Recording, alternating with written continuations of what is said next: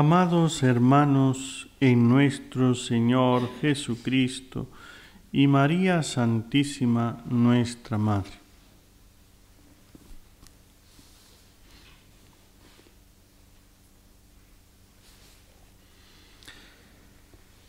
Decía el Concilio de Trento: si alguno dijere que después de recibida la gracia de la justificación, de tal manera se le perdona la culpa y se le borra el reato de la pena eterna a cualquier pecador arrepentido, que no queda reato alguno de pena temporal que haya de pagarse o en este mundo o en el purgatorio, antes de que pueda abrirse la entrada en el reino de los cielos, sea anatema.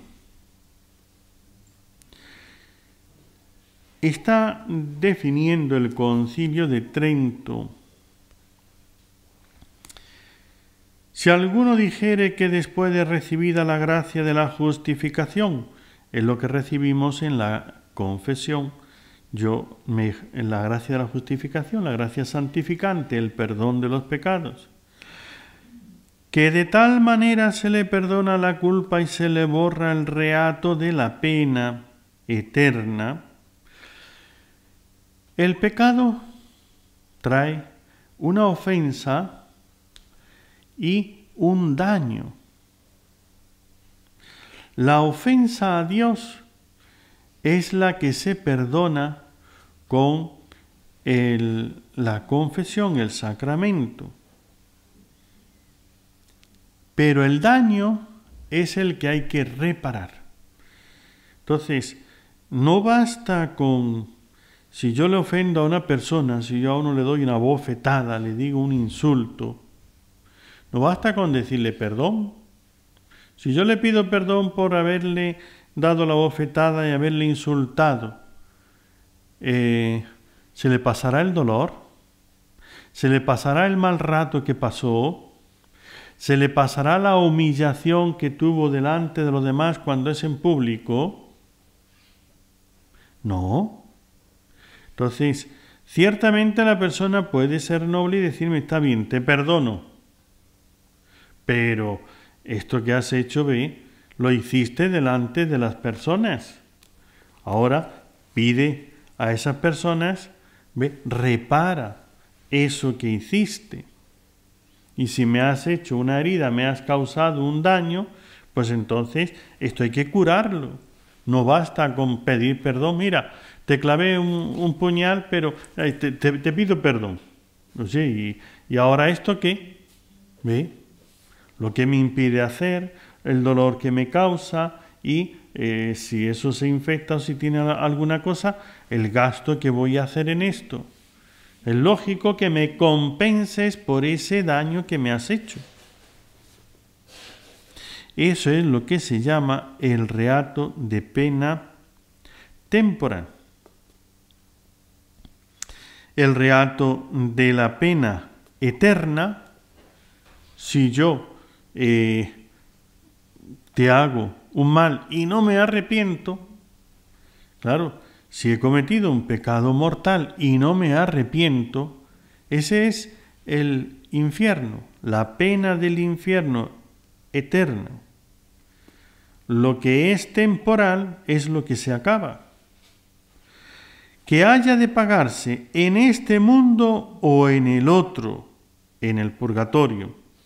Entonces aquí el Concilio de Trento está afirmando la existencia del purgatorio. Antes de que pueda abrirse la entrada en el reino de los cielos, quien negare esto sea anatema, es un maldito si niega esta realidad.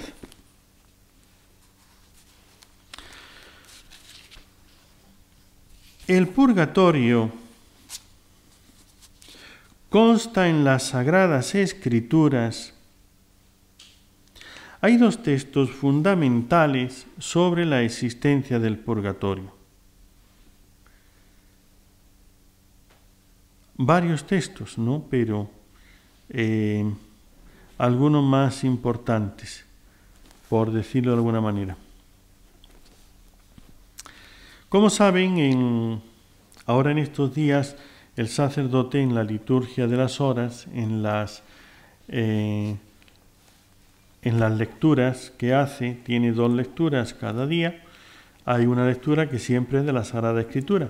Entonces toda esta semana se está leyendo el libro de los Macabeos. Entonces los Macabeos es un libro, los protestantes niegan el purgatorio, dicen que eso no existe y es fácil pues quitar los libros que estorban de la Biblia. Por eso cuando ustedes le digan esas falsedades de que todas las Biblias son iguales, y pues ¿me podría usted enseñar el libro de los Macabeos? Y ellos no lo tienen, lo han sacado de su Biblia. Es que ahí es donde está el purgatorio. Entonces, en los Macabeos dice, ahí en concreto es una batalla que tienen los Macabeos, como saben, Ptolomeo y aquellos, el imperio, está invadiendo toda, diríamos, todo esa zona, diríamos, del Mediterráneo, desde África, el norte de África, y están en la parte de Asia, y entonces han tomado Egipto, han tomado las más grandes ciudades, Babilonia y demás, y después Siria, etcétera, y entonces ya le quedan los pequeñitos y van a tomar también Jerusalén, y Israel es un pueblo pequeñito comparado con Egipto, o con Siria o con otros sitios, ¿no? Pero los más grandes imperios que había entonces era Egipto y Siria. Y ya han tomado Egipto, ya han tomado Siria, y ahora ya como que están descansando y le faltan los pequeñitos y se meten a conquistar la tierra de Israel. Pero ahí, cuando les conquistan, los dominan, les obligan a que renieguen de sus dioses, a que acepten la fe, la religión que ellos les traen, sus ídolos y demás, a que hagan sus sacrificios, sus cosas. Y aquí hay unos judíos, estos son los Macabeos, es una familia y un pueblo, pero que ellos no están dispuestos a renunciar a su fe en Dios y resisten. Y ante un ataque fuerte que tienen, pues dejan su casa, toda su propiedad y se marchan al monte y empiezan a hacer la resistencia, la guerra contra el imperio. En una de esas batallas, porque hay varias batallas y demás, tienen un encuentro y hay unos que mueren de los israelitas. Entonces, como era el viernes y ya en la tarde, a la puesta del sol, entra el sábado y hay que hacer el descanso, después del combate, pues dice rápido, enterremos los cuerpos para que no queden el sábado, porque ya tienen que quedar hasta el día siguiente, y además, porque eso sería una mancha, diremos, para el descanso del sábado. Van a enterrarlo y se encuentra que todos llevaban debajo de la ropa, se habían puesto un amuleto, la patica de un conejo o lo que fuera, ¿no? O la oreja de un ratón, me da igual lo que fuera, pero tenían un amuleto. Entonces era un amuleto de Yamnia que ante la batalla pues tenían su fe en Dios, pero dijeron, ¿y si nos ayudamos también de un amuleto para tener suerte? Y tuvieron la suerte de que todos los que tenían el amuleto murieron. Así que les dio una suerte, ¿ve? El desconfiar de Dios. Entonces, Judas, que es el jefe de los israelitas, de los macabeos, cuando todos descubren, mira, este tiene un amuleto, anda, y este también, empiezan a registrarlos, lo que tienen, antes de enterrarlos, y se dan cuenta de que todos los que habían muerto tenían un amuleto. Entonces le pregunta a los demás, ¿quién de vosotros tiene amuleto? Los demás dicen, yo no. Y entonces se dan cuenta, ¿veis? Los que hemos confiado en Dios, Dios nos ha protegido. Pero ellos que han puesto el amuleto, que han puesto su confianza en un amuleto, Dios los ha castigado. Y entonces hacen una alabanza a Dios, se glorían, se ponen felices y contentos, viendo que la confianza en Dios no les ha fallado. Y Dios los ha librado del combate y no han muerto ninguno de ellos porque pusieron su confianza en Dios. Pero entonces Judas dice, han muerto en una causa piadosa. Ellos han muerto luchando por la verdadera causa, luchando por Dios, haciendo las cosas igual que nosotros. El combate, la guerra santa de Dios. Pero tienen un pecado. Entonces, como cuando hacen la guerra tienen después los despojos del enemigo a los que han vencido, le sacan todo lo que tienen de oro, de la riqueza y demás. Entonces, entre los despojos del enemigo, porque cuando ya pelean, si el enemigo hay una parte que muere, pero hay otros que huyen, pero hay otras cosas que las dejan, porque claro, en la huida no recogen sus tiendas de campaña, no recogen todo lo que tienen, salvan la vida, salen corriendo, pero como han venido y se han establecido para poder pelear contra ellos, allá tenían cosas, oro, plata, tenían vasos, tenían lo que necesita una persona para vivir, aunque esté en el campo, ¿no? Pero algo necesitas. Pues esos son sus despojos, y de todo eso ellos se adueñan y se lo reparten. Una parte se la dan al templo de Jerusalén en acción de gracias a Dios. Otra parte se los quedan ellos. Otra parte lo dan a los que están en la retaguardia, porque ellos son los que están peleando.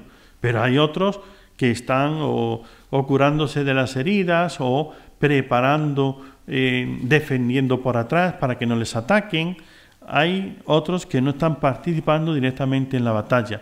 Se reparten los despojos y entonces Judas dice, bueno, vamos a hacer una colecta, que cada uno ofrezca lo que desee, y vamos a mandarlo a Jerusalén, al templo, para que los sacerdotes pidan a Dios por el perdón del pecado de estos que han caído, para que les sea perdonado su pecado.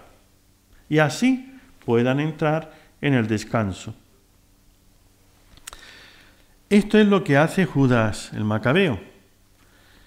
Hace una colecta, la manda al templo para que se ore por los muertos, para que su pecado les sea perdonado.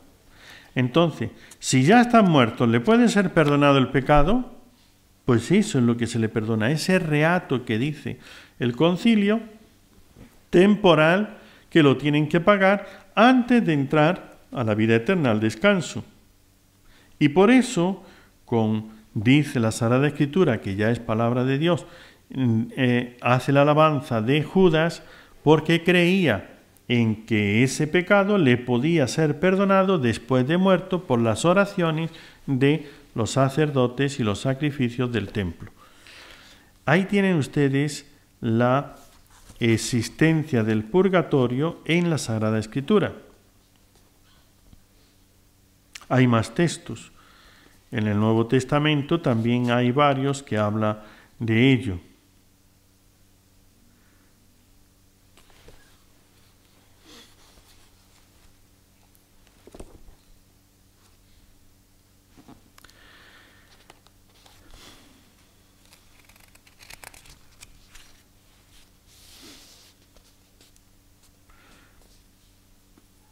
Como dice en San Mateo capítulo 12, versículo 32, si alguno dijere blasfemia contra el Espíritu Santo, no se le perdonará ni en este mundo ni en el futuro, por lo que se da a entender que hay unas culpas que se pueden perdonar en el siglo presente y otras en el futuro. Es decir, ese es el purgatorio. Si tengo una culpa que se me puede perdonar después de la muerte, es porque eso es el purgatorio, lo que llamamos el purgatorio. Por lo que se da a entender que unas culpas se perdonan en este mundo presente y otras en el futuro, y como quiera que también dice el apóstol en la primera carta a los Corintios, capítulo 3, Lean este texto, es que este texto es muy educador, ¿ve? Dice el apóstol San Pablo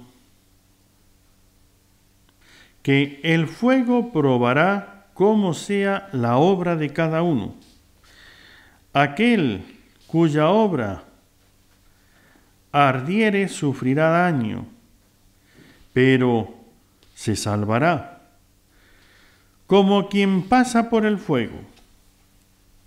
San Pablo pone un ejemplo, cada uno vea cómo construye, si con piedra, con oro, con madera o con paja, con papel.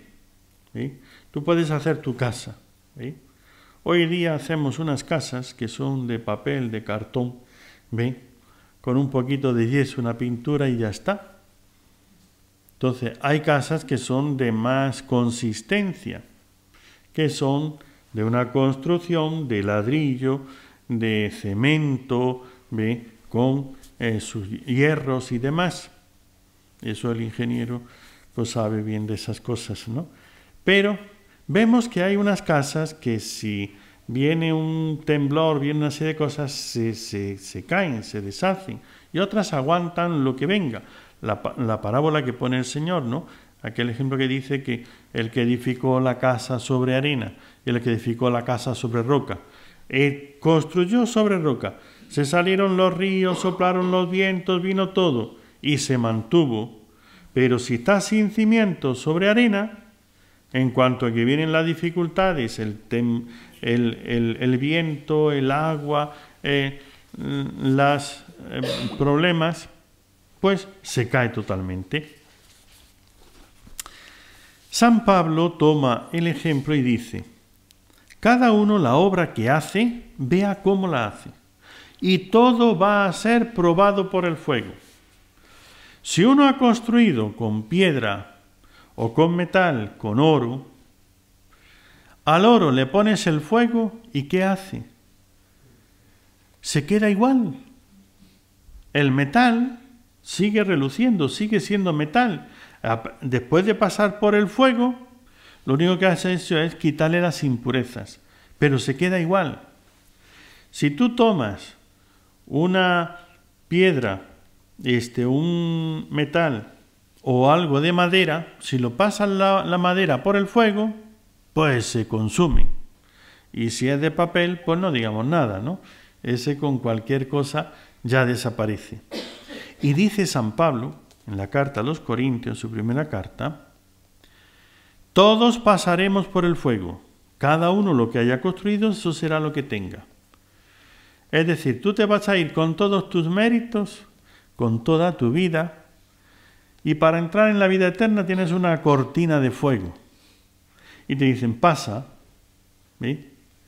Todo lo que se queme, desaparece.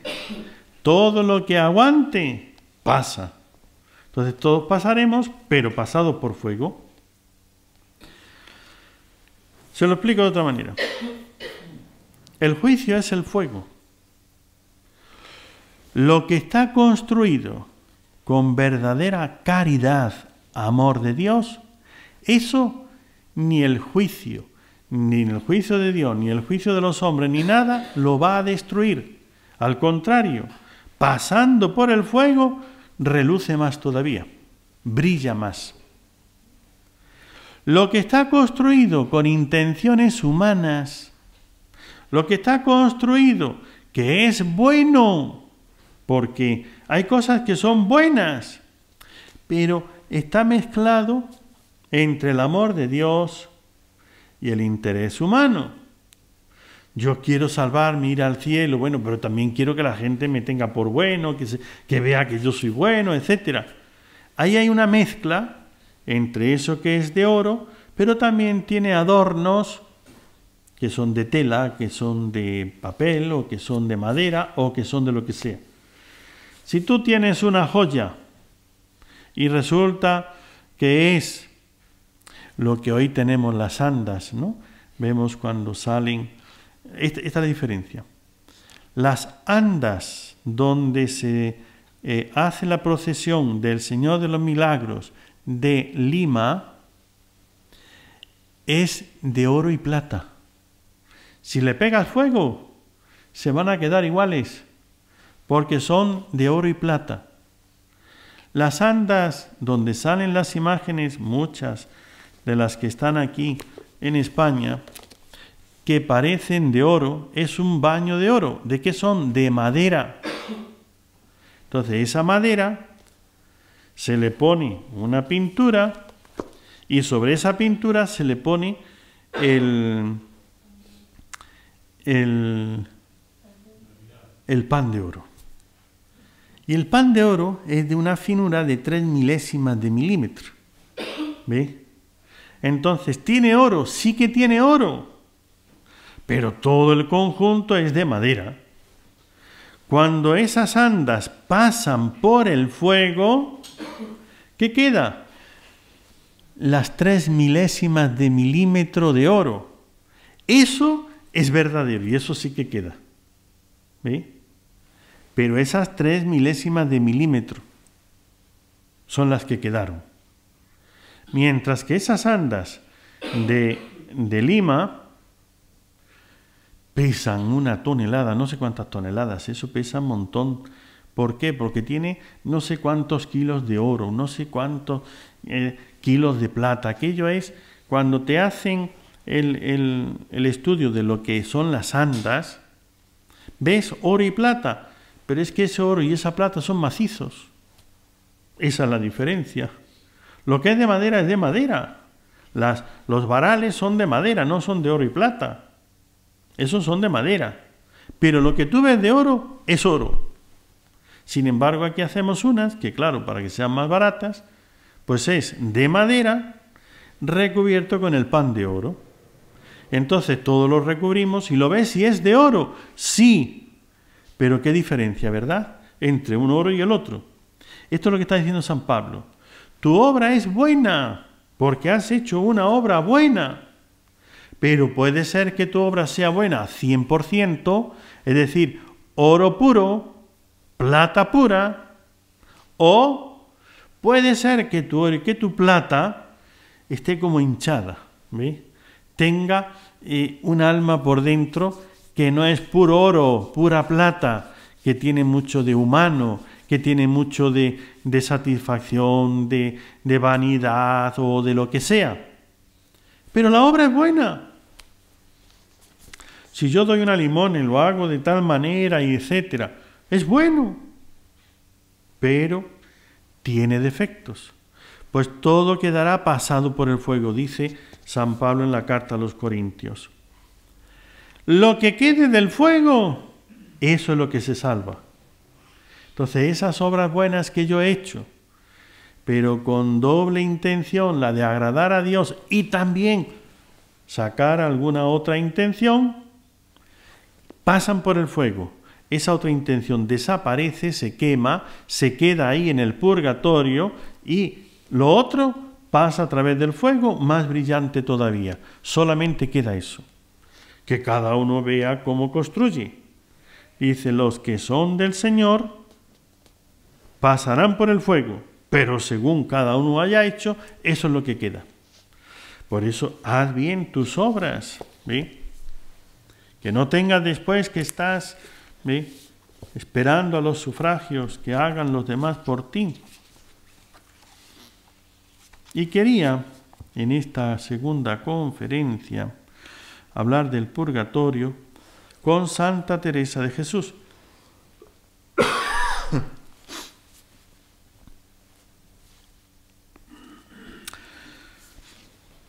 Los que han de entrar en el cielo se limpian en el purgatorio. Decía Santa Teresa, aunque no acababa mi voluntad de inclinarse a ser monja, si era el mejor y más seguro estado, y si poco a poco me determiné a forzarme para tomarlo.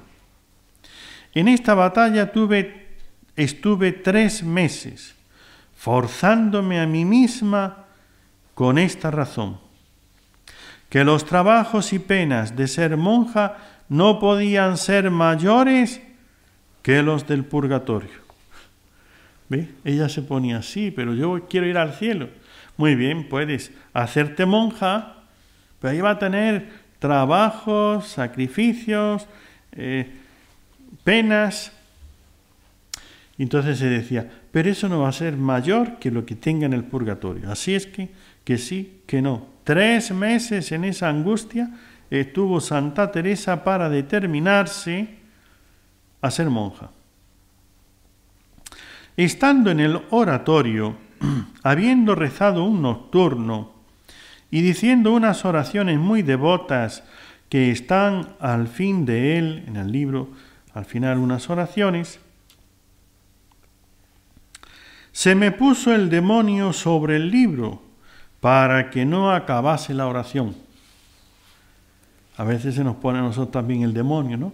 El demonio del sueño. Agarro el libro y se me cierran los ojos y estoy ahí haciendo así como sujetando los ojos porque se me caen los párpados, ¿no? Y quiero leer y se me va la mente. A veces es tentación. No nos creamos que esto no es un cuento, un chiste, ¿no? Es realidad. Eso se nota mucho, ¿saben cómo? Si tomas cualquier otro libro, no te da sueño. Haces cualquier otra cosa, no tienes sueño. Tocas el libro y ¡bum!, te viene un cansancio y un sueño. Lo sueltas y no tienes sueño. Eso es porque es tentación. Esa es la tentación, eso es uno de los signos. Otra cosa es, estoy cansado del trabajo. Si me tomo un libro de historia, si me tomo un libro de lo que sea y que me caigo de sueño, ahí no hay demonio, ahí lo que hay es cansancio. ¿Sí? Pero cuando yo empiezo a tocar algo que sea para hacer la oración y me viene un cansancio que no puedo con él, apenas si lo dejo de lado y estoy tan despierto, que estoy tan vivo que parece que soy otro, ¿no será porque es una tentación? Esto es lo que dice Santa Teresa. Se me puso el demonio ahí encima del libro para que no lo leyera. Ella no explica que fuese este sueño pesado así. Ella solamente dice eso, que fue el demonio quien se le puso ahí. Para que no acabase la oración. Yo me santigüé y se fue. Tornando a comenzar, tornóse. Volvió otra vez el demonio. Creo que fueron 3 veces las que la comencé. A veces es esto, comienzo una oración y se me va la mente y empiezo a pensar en otra cosa. Vuelvo aquí y otra vez se me va la mente. Me entra el sueño, me vienen las distracciones, me viene cualquier cosa. Y estoy ahí como que no termino, me despisto, me pierdo. ¿Y dónde estaba leyendo? Que ya no lo encuentro. A veces es la tentación del demonio que está ahí haciendo para que no leas eso, para que no lo termines. Y ella dice, entonces, ¿qué es lo que hacía? Me santiguaba y el demonio se iba. Empezaba de nuevo a leer y el demonio, pum, otra vez a meter la pata. Tornando a comenzar, tornóse, creo fueron 3 veces las que comencé. Y hasta que eché agua bendita no pude acabar. ¿Sí? Entonces no había manera de terminar esa oración. Y cualquier cosa le pasaba. Ya la distracción, ya el sueño, ya perdía la línea, no sabía por dónde seguía. Pero eso es, ella veía que era el demonio que estaba impidiéndoselo. Hacía la señal de la cruz y como que todo se quedaba tranquilo. Empezaba y otra vez volvía a lo mismo. Y otra vez volvía a lo mismo. Dice, y hasta que no eché agua bendita, no pude terminar. Hasta que ya agarró, se santiguó, empezó a echar agua bendita y ahora sí pudo terminar. Eso es porque era el demonio. Eso no es un sueño natural. Eso no es una distracción natural. ¿Sí? Yo me distraigo naturalmente porque mi mente tiene imaginaciones, tiene cosas. Pero cuando quiero hacer una cosa, yo me concentro. Yo soy capaz de concentrarme y más en una oración, que no sería tan corta, sería más larga esa oración, pero si me propongo hacer esto, lo hago y lo puedo hacer hasta el final. Pero eso de intentar y siempre me distraigo, me da el sueño, me pasa algo que no puedo continuar, y que cuando hace la señal de la cruz se queda normal, empieza otra vez y otra vez se llega la distracción y dice, pues ya he hecho mano del agua bendita y entonces pudo acabar.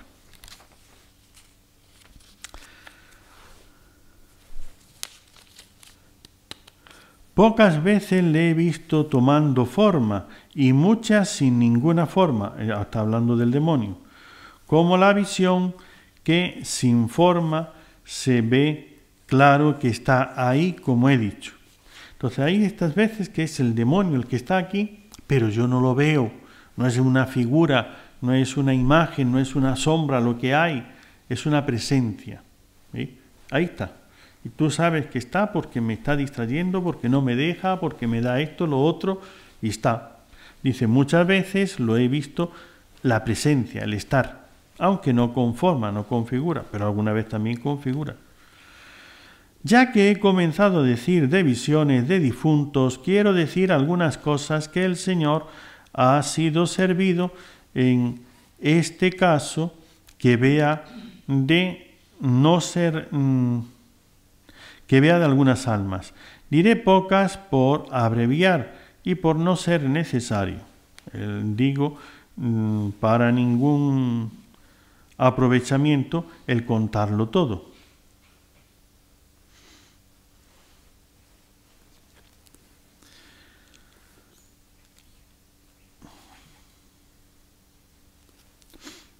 Dijéronme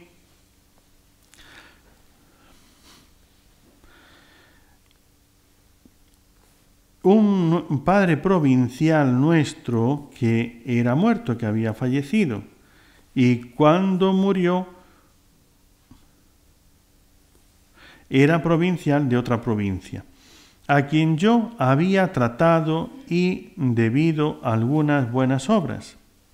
Era persona de muchas virtudes, como lo supe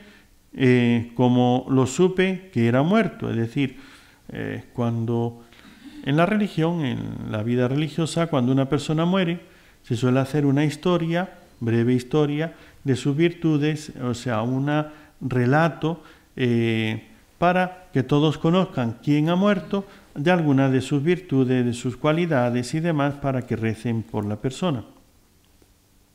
Pues así ella se enteró de varias cosas más que ella sabía, lo que ella sabía y lo que venían contando después de que había muerto.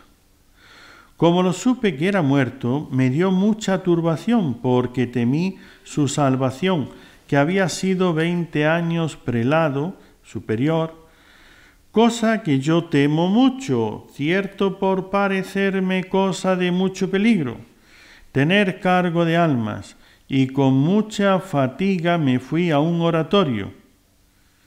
Dile todo el bien, le di todo el bien que había hecho en mi vida, que sería bien poco, y así lo dije al Señor que supliese los méritos suyos, lo que había menester aquel alma para salir del purgatorio. Estando pidiendo esto al Señor lo mejor que yo podía, parecióme salía del purgatorio de la tierra a mi lado derecho y le vi subir al cielo con grandísima alegría. Fíjense lo que hizo. Esto es la indulgencia plenaria, ¿ve? Le di, escuchen bien, todos los méritos de toda mi vida, de todas mis obras buenas. Se las di a él. ¿Ve?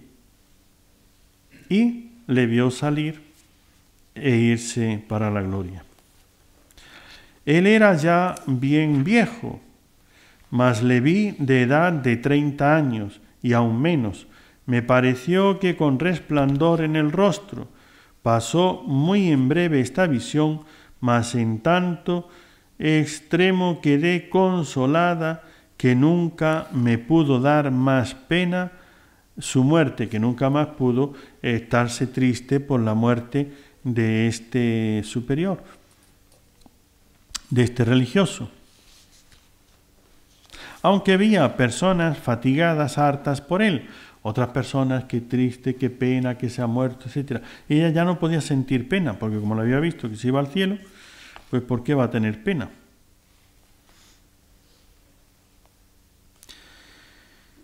Otro caso dice, había muerto una monja en casa, había poco más de día y medio, harto sierva de Dios.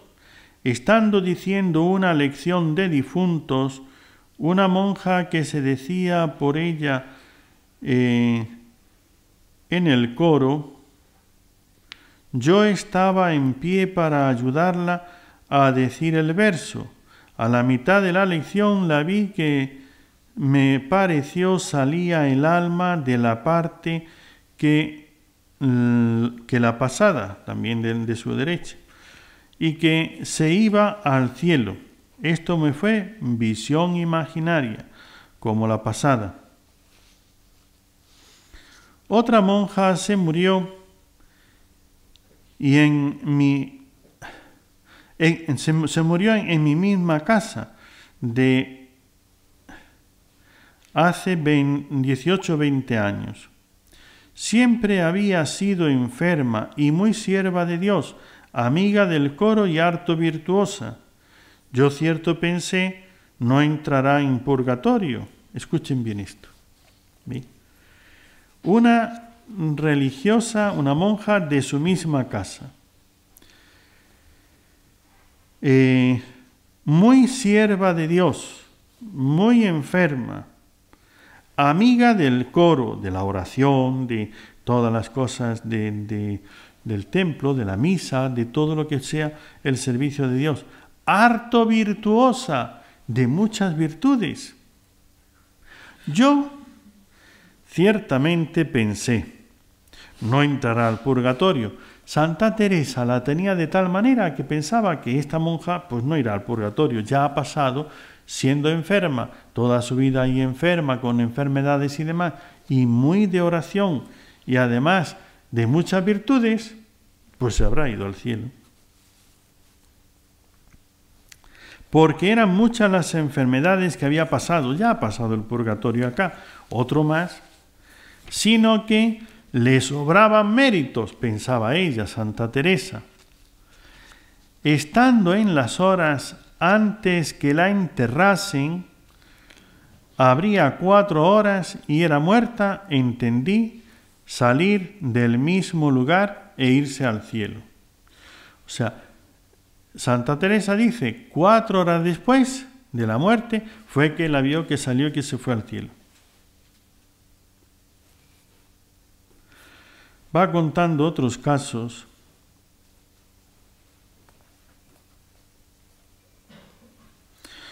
Otro fraile de nuestra orden, harto buen fraile, estaba muy malo y estando yo en misa me dio un recogimiento y vi cómo era muerto y subir al cielo sin entrar al purgatorio. Murió aquella hora que yo lo vi, según después lo supe. Entendí que por haber sido fraile, que había guardado bien su profesión, le habían aprobado las bulas de la orden para no entrar en el purgatorio. Le habían aprovechado las bulas de la orden. Es decir, eso es lo que hacemos cuando el escapulario de la Virgen del Carmen, llevar el escapulario, rezarle a la Virgen, esto es lo que está diciendo. El que cumple, el que hace las promesas a la Virgen, al Señor, guardar los primeros viernes, los primeros sábados de mes, el hacer todo eso bien hecho, es lo que te libra del purgatorio. Dice, esto fue lo que le libró del purgatorio, el haberlo hecho bien hecho.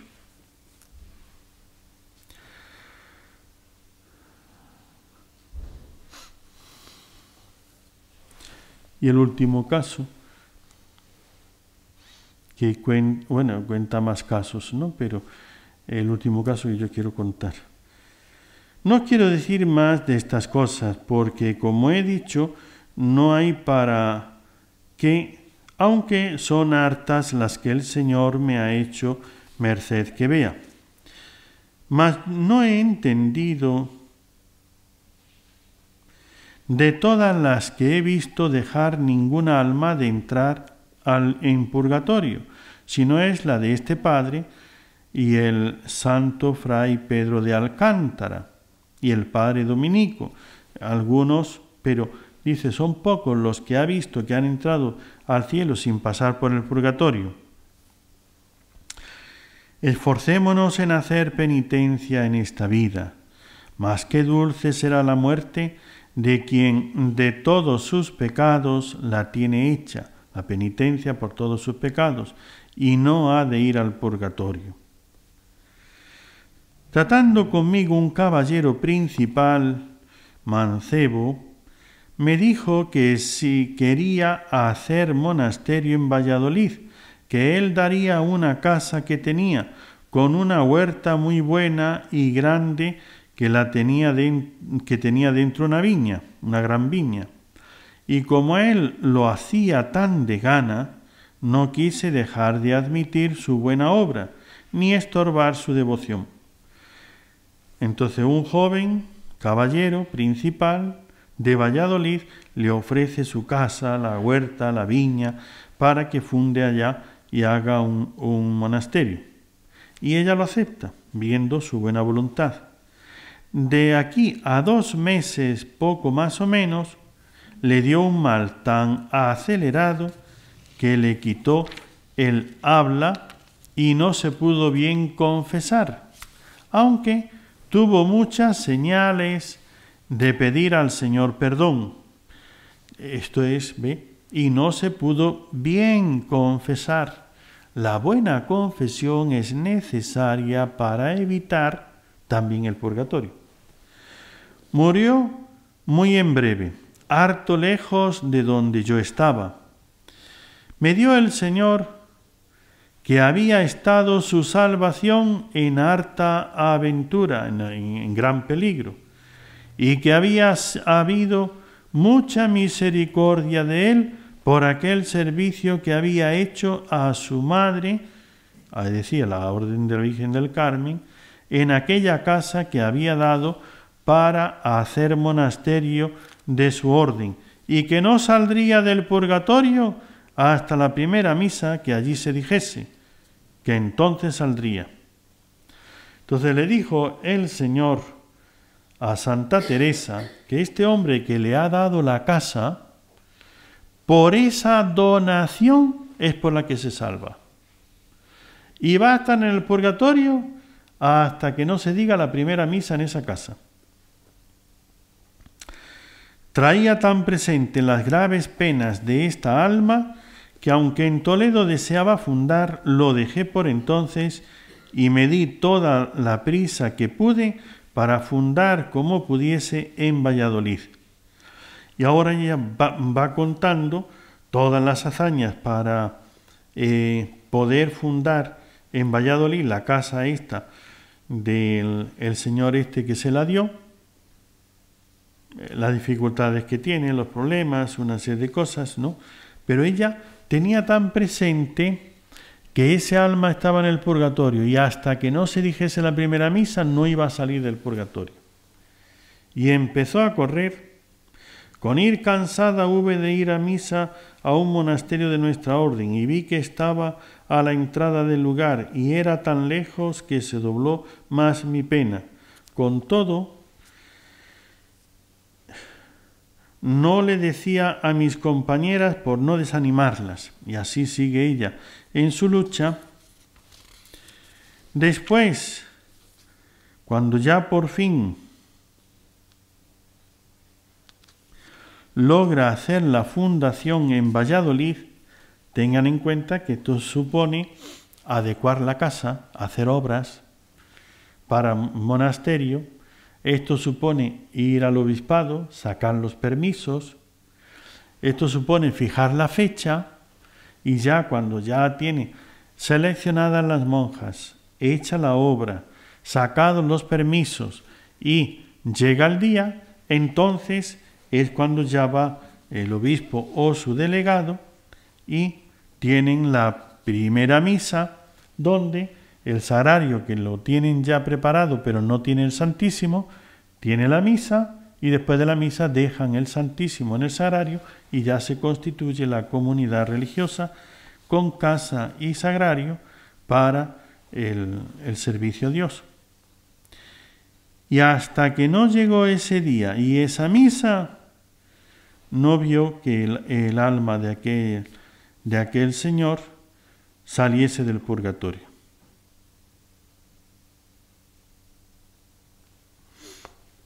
Viniendo el sacerdote donde habíamos de comulgar, con el Santísimo Sacramento en las manos, llegando yo a recibirle junto al sacerdote, se me presentó el caballero que he dicho, con rostro resplandeciente y alegre. Puestas las manos, me agradeció lo que había puesto, porque para él, para que saliese del purgatorio y fuese aquel alma al cielo. Y cuando ya llegó esa misa, y en la misa ella se acercó a comulgar y comulgó allá, ahí fue el momento donde ese alma salió del purgatorio y pasó al cielo. Como ven, así cuenta más casos, pero ya se me acaba el tiempo, así es que tenemos que creer firmemente. Hay personas que el purgatorio, ¿sí?, depende su largueza de la reparación de los pecados. Recuerdo una ocasión en un lugar, no voy a decir lugar, pero una persona que estaba con cáncer y estaba mal, estaba en cama, me llamó y entonces empezó a hacer unos arreglos, para hacer unas donaciones, una serie de cosas, y dejó unos encargos. Mientras después me llamó otro día porque venía el notario para dejar por escrito notariado lo que quería que se hiciese con unos bienes. Por las razones que fuese, el notario pues dijo que no necesitaba que yo entrase, entonces entraron otras personas y yo me quedé fuera. Mientras que yo estaba fuera, la empleada me empezó a contar la historia de la vida de la enferma. Y entonces me empezó a contar una serie de cosas. Y entonces ahí comprendí. Digo, ¿ves? Esta persona, por estas cosas que están contando, y es una persona que vivía con la persona, pues es una empleada de hogar que vive en el hogar. Es una persona que vivía con ella las 24 horas, todos los días. Y la conocía, y desde hacía muchos años, sabía todo lo que había en su vida, por lo menos desde fuera, no en el interior de la persona, pero si una persona tiene mal genio, no hace falta ser un ángel para saber qué es lo que está pasando ahí, basta con escuchar sus gritos, sus palabras, sus actitudes y demás, y si además después que ya sale la persona, empieza a comentar y a desahogarse, verá con esa persona con quien se desahogaba, además de otros, ¿no? Me contó una serie de cosas y entonces dije, ve, esto es lo que le inquieta la conciencia. Tiene remordimiento porque obró mal de esta manera, aquella y de la otra. Y entonces ahora, antes de morirse, quiere hacer donación de esto, de aquello y de lo otro, para, de alguna manera. Pero no era donación en vida, era donación después de muerto. Ya ven, que este hombre de Santa Teresa le dio su casa en vida. Si en vida se hubiese hecho el convento, hubiese reparado antes de morir. Pero como en vida dio la casa y a los 2 o 3 meses Santa Teresa tenía su orden de prioridades. Y primero tenía para ir a Toledo, a no sé dónde, a fundar una casa. Como ya tenía un plan hecho, pues seguía muy bien, pues detrás de ese viene el otro y después viene el otro, en el orden que le tocaba. Pero acepta la donación, lo pone en su orden y se va a hacer la otra fundación que está en camino. A los 2 o 3 meses se muere el hombre. Le da un derrame, lo que sea, se queda sin habla, no se puede confesar bien, aunque sí hace actos de arrepentimiento. Y dice, el Señor me manifestó el peligro que corría su alma de condenarse. Y que por esa donación, esa reparación, fue por lo que se salvó. Pero tenía que pasar por el purgatorio hasta la primera misa. Hay veces que por injusticias, hay veces que por apegos, porque el purgatorio no solamente es la injusticia, también es el apego. El apego a los bienes materiales, el apego a ciertas personas, a ciertas cosas injustas, a veces son injusticias. El apego ¿ve? Es lo que hace que yo tenga que ir al purgatorio. Y tendré que ir al purgatorio hasta que, eso es pasar por el fuego, lo que dice San Pablo en la carta a los Corintios, es pasaré por el fuego. Ese fuego tiene que desapegarme, tiene que quitarme todos los apegos. Entonces, cuando tú tienes un metal y tienes ahí una serie de cosas pegadas, o un vidrio, lo que sea, y no hay manera, ¿ve? Pues mételo al fuego para que empiece a despegarse todo. Y cuando ya todo se despegue, todo queda suelto, y cada cosa en su sitio. Pues eso es lo que hace el purgatorio. ¿Ve? Pues en este caso, lo que está diciendo Santa Teresa de este señor, lo que uno ve en otras cosas, propiedades, dinero, joyas, amistades, actividades, hay muchas cosas que serán para nosotros el fuego del purgatorio. Y si no lo quitamos aquí, pero defectos, tienes que quitar ese defecto, con ese defecto no vas a entrar al cielo. Pues o lo quitas o te lo quitan. ¿Ve? O lo quitas tú voluntariamente y haces el esfuerzo de librarte de ese defecto, o tendrás que pasar por el fuego. Cosas, es que yo tengo esto que es, ¿ve? Y tengo ahí el apego a esa cosa, o quitas el afecto, te desprendes de esa cosa que te es impedimento para Dios, que te es ocasión de pecado, etc. O te lo quitarán. Lugares, casas, dinero, cuántas cosas hay, ¿ve? Que no me dejan entrar al cielo. El que está despegado de todo, el que no tiene afecto al dinero, a las cosas, a la tierra, a la familia, nada. Por eso, el que no odia padre, madre, casa, mujer, hijo, ve, no puede ser discípulo mío. Tienes que amar a Dios por encima de todo. Tienes de tal manera que decir, yo si Dios me llama, yo me voy con Él. Y todo se queda aquí, no tengo ningún problema, sin ningún desgarre del corazón. Ay, es que dejar esto, es que dejar aquello.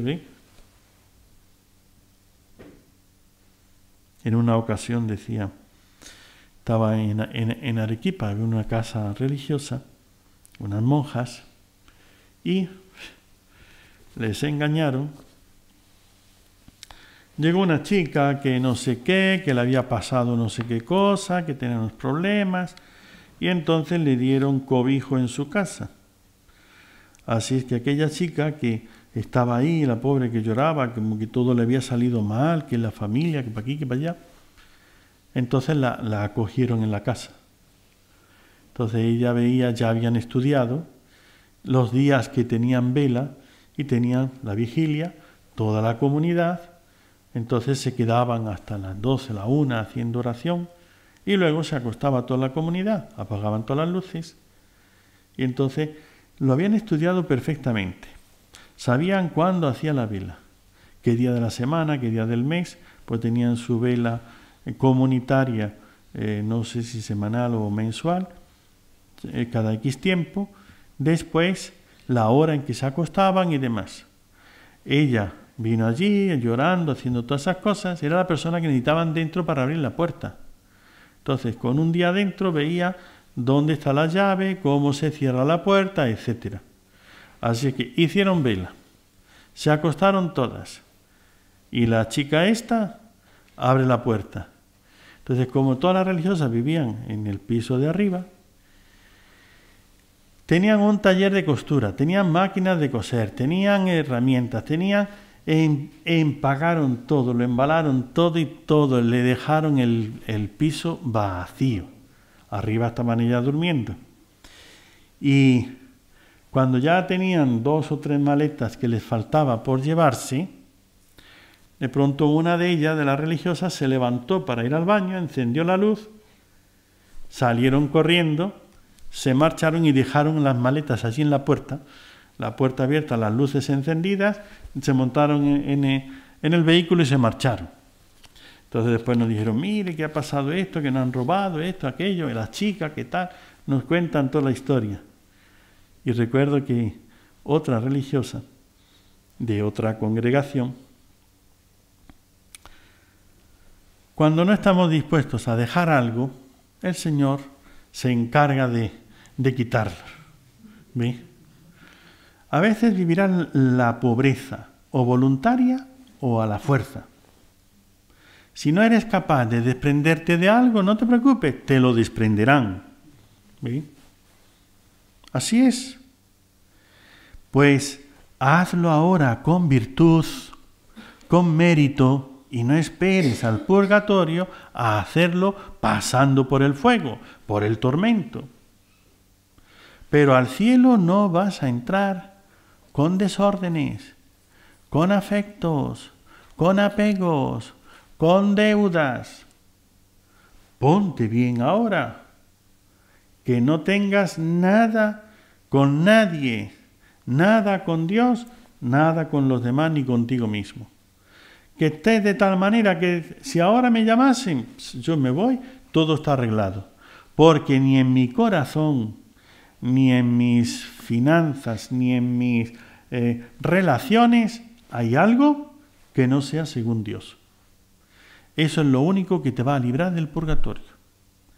Pero si en tus finanzas, 1, si en tus afectos, 2, si en tus relaciones, 3, si en alguna parte de todo tu vivir, ser y actuar hay algo de apego, de afecto desordenado, de injusticia, lo que sea, con eso no se puede entrar al cielo. Con eso no se puede entrar al cielo.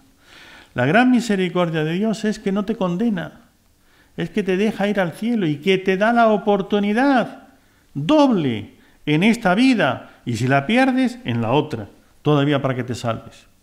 ¿Sí? Todavía para que te salves. Hace falta el arrepentimiento, la buena confesión, pero hace falta la pureza. Bienaventurados los limpios de corazón, los puros de corazón, porque ellos verán a Dios, entrarán directamente al cielo. Pero si nos falta un poco de la pureza, primero hay que pasar por el fuego. San Pablo, primero a los Corintios.